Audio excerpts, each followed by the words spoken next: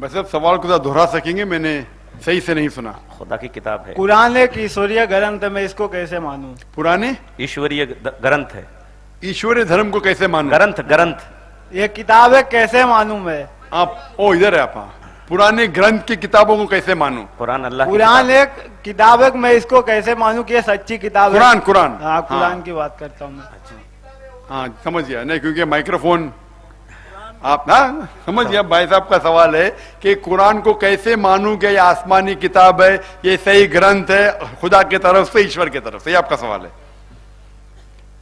بھائی صاحب کا بہت اہم سوال ہے، اچھا سوال ہے کہ میں کیسے مانوں کہ کہ یہ قرآن خدا کی کتاب ہے، صحیح گرنتھ ہے، اس میں غلطیاں نہیں ہیں. میں نے ایک تقریر کی ہے جس کا موضوع ہے کیا قرآن خدا کی کتاب ہے، کیا قرآن خدا کا کلام ہے. اور یہ تقریر تقریباً 2 گھنٹے کی ہے. وقت نے کہ 2 گھنٹے میں لوں، لیکن کوشش کروں گا کہ میں آپ کو اس کا جواب دوں.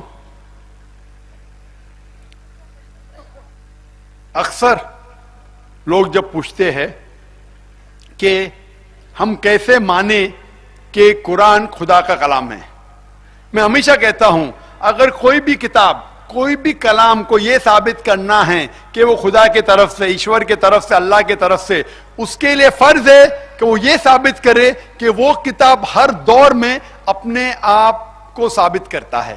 مثال کے طور پہ ہزاروں سال پہلے دور تھا معجزہ کا، اور الحمدللہ قرآن معجزہ کا معجزہ ہے.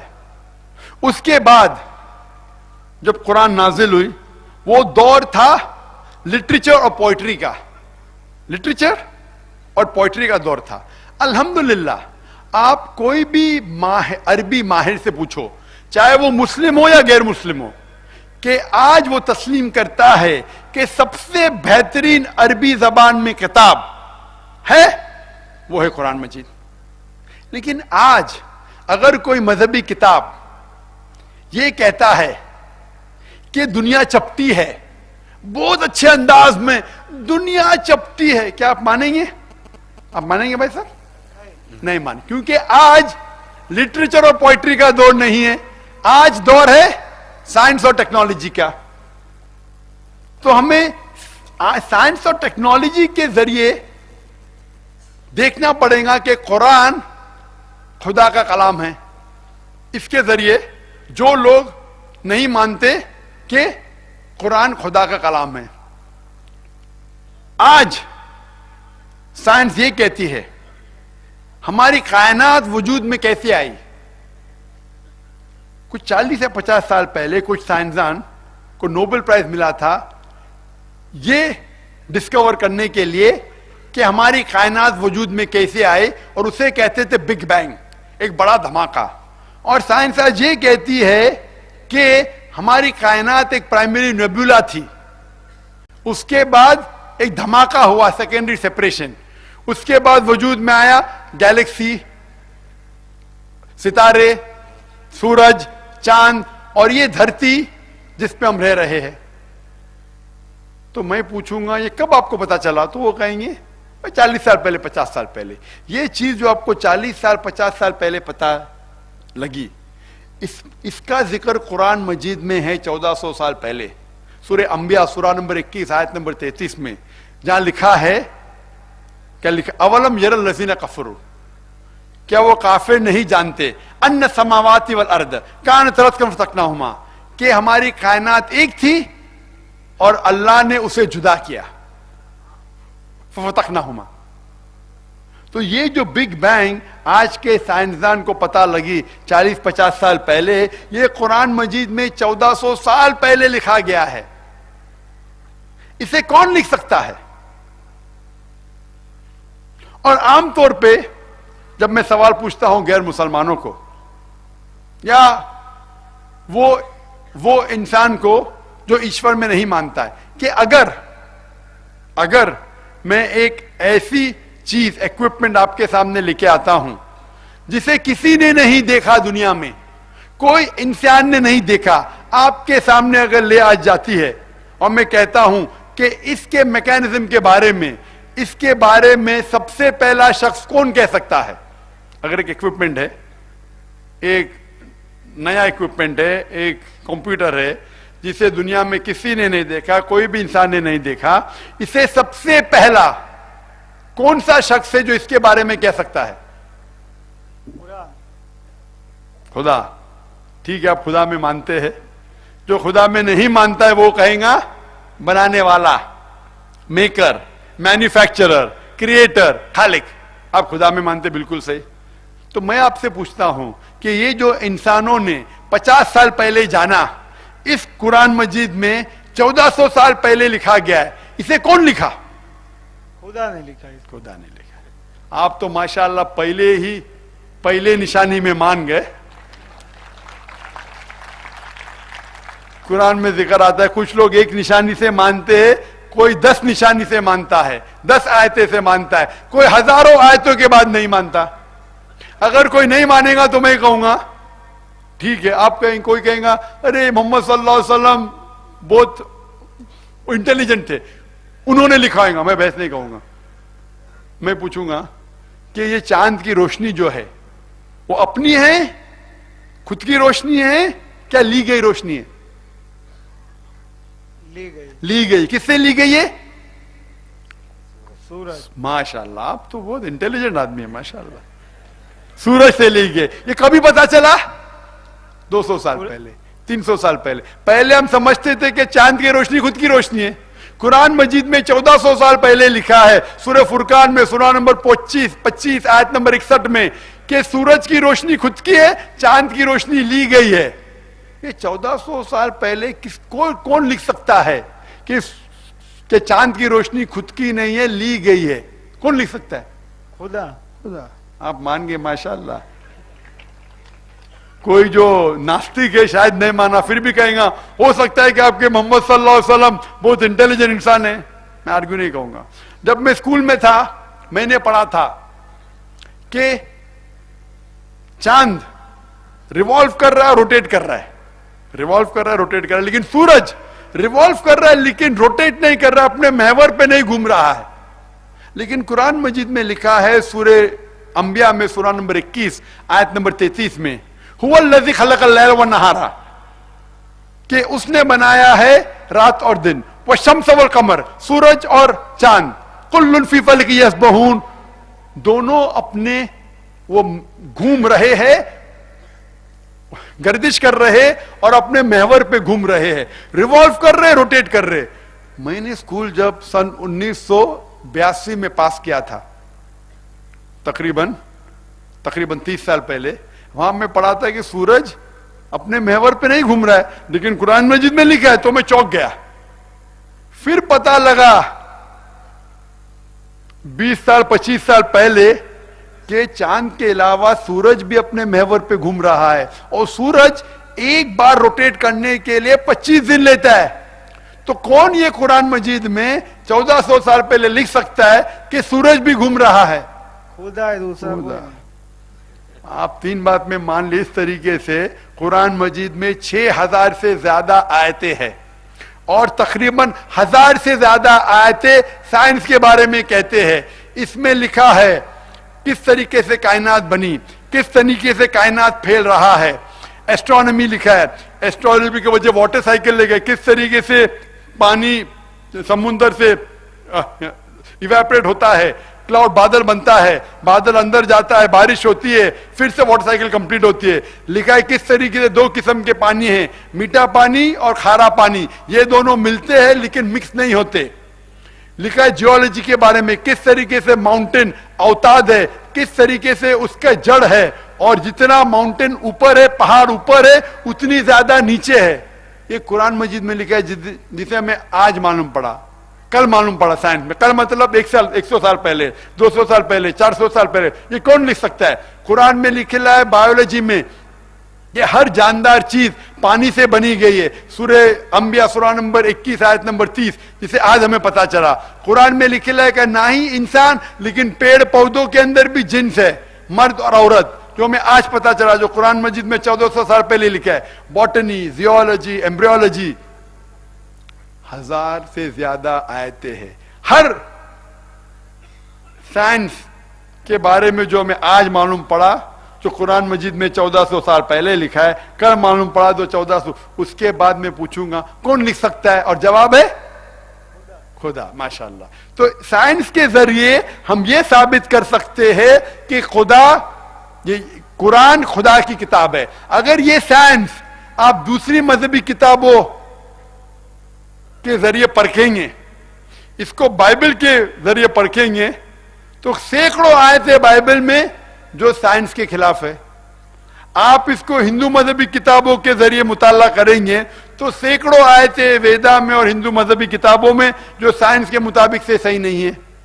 بدھ مذہب کی کتاب لیں گے تو غلطیاں پائیں گے. میں یہ نہیں کہتا ہوں کہ سائنس کے ذریعے میں قرآن کو ثابت کر رہا ہوں. ہم مسلمانوں کے لیے قرآن اور اونچا ہے، لیکن غیر مسلمانوں کے لیے، ناستک کے لیے سائنس نمبر 1 ہے. تو میں آپ کے نمبر 1 کو لیتا ہوں، میرے نمبر 1 کو لیتا ہوں اور ثابت کرتا ہوں کہ قرآن اس سے کئی درجے اونچا ہے.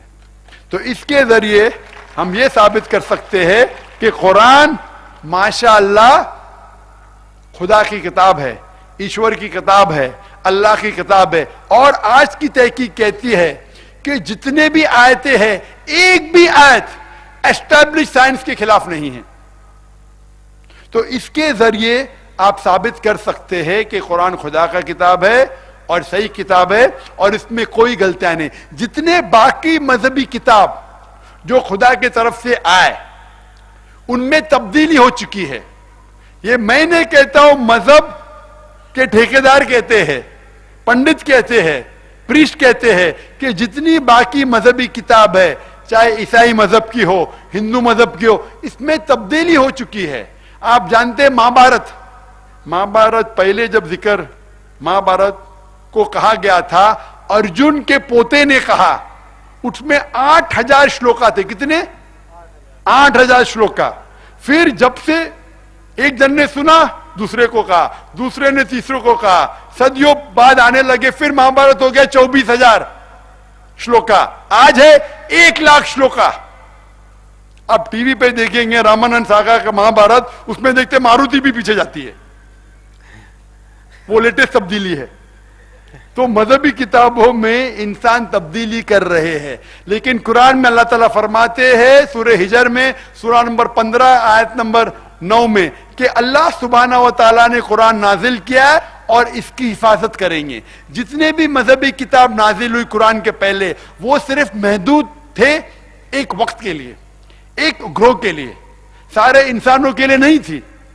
لیکن کیونکہ قرآن مجید آخری اللہ کا کلام ہے، آخری پیغام ہے، وہ صرف مسلمانوں کے لیے نہیں، سارے انسانیت کے لیے ہے.